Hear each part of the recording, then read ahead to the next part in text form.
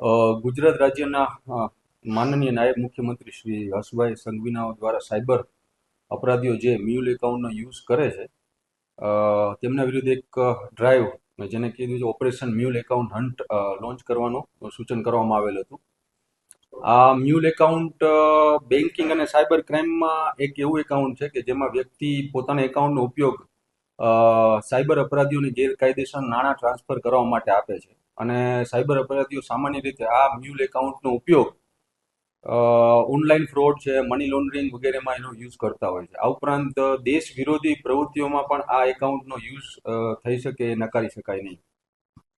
આ બાબતના અનુસંધાને રાજકોટ શહેર સાયબર ક્રાઇમ પોસ્ટે દ્વારા તથા સાયબર ક્રાઇમ સેલ ગાંધીનગર નાઓની મદદથી એક રાજકોટમાં આવા મ્યુલ એકાઉન્ટ ધારકોની એક યાદી બનાવવામાં આવી હતી અને ત્યારબાદ રાજકોટ શહેર રાજકોટ શહેર સાયબર ક્રાઇમ પોલીસની અલગ અલગ ટીમો દ્વારા આ યાદીના મ્યુલ એકાઉન્ટ ધારકોની પૂછપરછ કરવામાં આવી અને તેમના એકાઉન્ટ ચેક કરવામાં આવ્યા, જેમાં આ ચેકિંગ દરમિયાન તેમાંથી ટોટલ 21,12,00,000 રૂપિયાના ગેરકાયદેસર વ્યવહાર થયેલાનું જણાય આવેલ છે.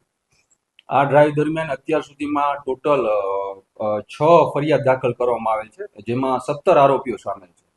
અત્યાર સુધીમાં 11 આરોપીઓની ધરપકડ થઈ ગઈ છે અને બીજા 6 આરોપીઓને પકડવા માટે તપાસ તજવીજ ચાલુમાં છે.